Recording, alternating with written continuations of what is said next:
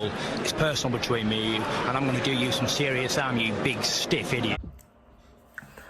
The Untouchable True School Sports Empire proudly presents something the boxing game's been missing. Hey, what's going on? It's your boy BT, and I came here to talk some boxing with the thousands of True School Sports subscribers.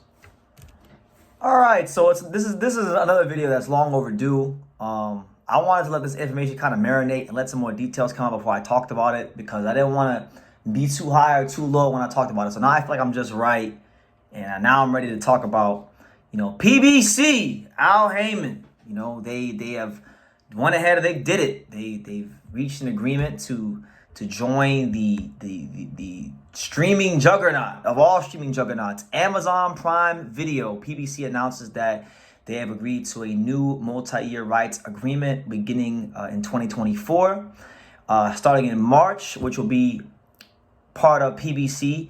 They will have their pay-per-view events hosted there, as well as other cards, as well as a behind-the-scenes docu-series and more original content. It's also been stated that they are expecting roughly around 12 to 14 dates per year for Al Haymon's talent-rich stable, which features roughly about 150 or so active fighters across many, many weight classes. So, what are my thoughts on this? Well, you guys know me. I'm a big picture kind of a guy. I'm not a short-term thinker. I'm a long-term thinker.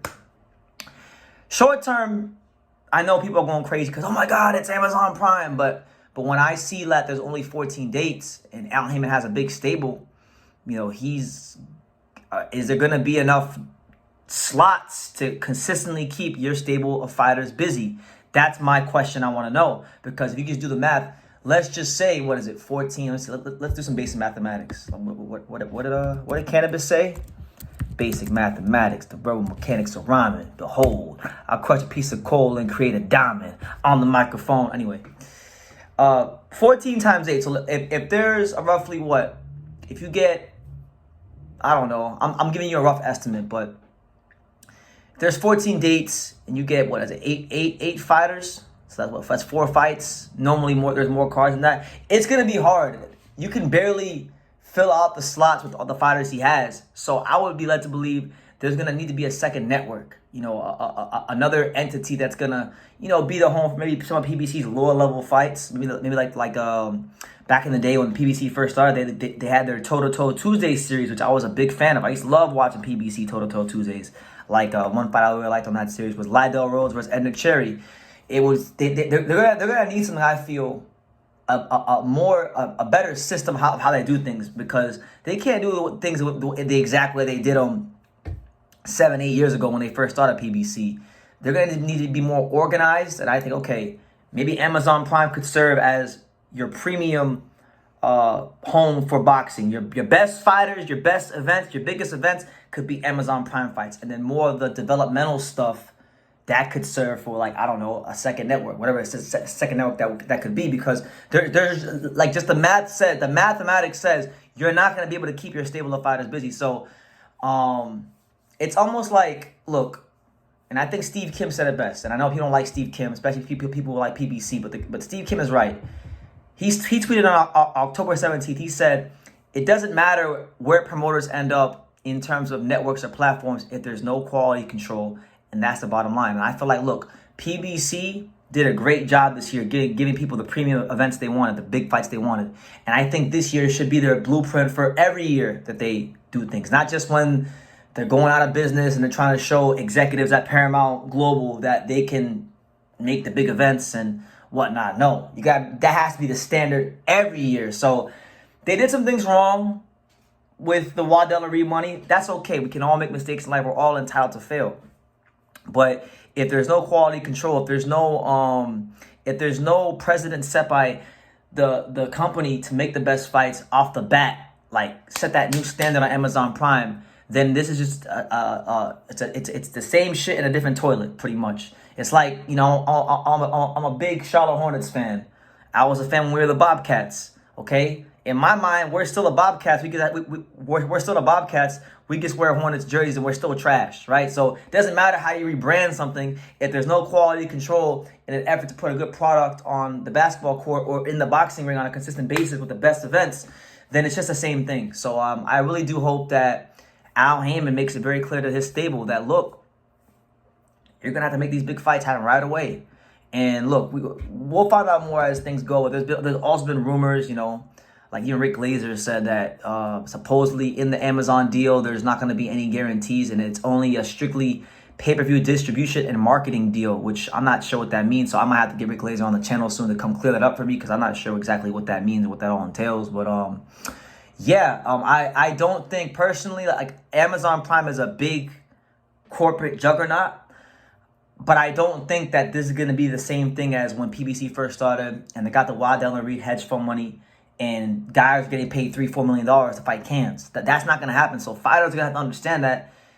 And they're going to have to really, really be in some real fights for maybe the exact money they might not want, right? Otherwise, they're going to have to find a way to get out the Al Haymon contract, right? So we shall see how it goes. But funny enough, yeah, and I got to point this out, Amazon Prime Video, they just announced a couple days ago on December 26th that they're going to be having ads in the videos now. There's going to be more. There's going to be ads in the Amazon Prime Video when you're streaming for everyone. And now they have a new ad-free option, which will now be $2.99 per month. And this will be on top of the fact that it's $14.99 per month and roughly about, what, $139 per year, I believe. So I don't know. I do think this news is going to make Amazon Prime Video lose some customers. You may see more people going back to cable because of this. Who knows? It all depends, right? But funny enough, it's funny. I just find it kind of funny how, like, when PBC joins, this now happens with Amazon Prime. You know, Al Haymon already driving the prices up. But we'll see how it goes. We'll see how it goes. I'm hoping it goes well because you know, I don't have a dog in the race. Like, Bob Arum's not paying me, Al Haymon's not paying me, Eddie Hearn's not paying me, Oscar De La Hoya's not paying me. True School Sports is a grown man who pays his own bill, right? We do our own thing here on True School Sports. We're not funded by none of these promoters, right? So I don't have a dog in the race. I want Amazon, I want PBC and Al Haymon to do great and put on the best fights, because if they can do that on a big platform like Amazon Prime Video, then that only bodes well for boxing, right? And I want boxing to do well. So hopefully they don't waste no time. They're slated for their first pay-per-view event to be March of 2024. I hope they make Gervonta Davis versus, like, I don't know, Frank Martin, or just something exciting, you know, or Shakur Stevenson, something big for the sport. Gervonta Davis versus somebody with a big name. That would suffice. That would be the way that you open it up. You know, shouldn't be no half-stepping from the fine folks at PBC and Al Haymon. Just honestly, when it comes to this Amazon Prime thing, because they got a great opportunity to do something great. But I do think they're going to need to get a second network. I've heard some people say that maybe the Zeus network could be the second network, which would actually make sense, because if you look at, I don't know a whole lot about Zeus Network, so you guys can educate me, but the reason why I feel like it makes sense is because Floyd Mayweather and Carmel Moten have both had patches of the Zeus Network sponsorship on their trunks.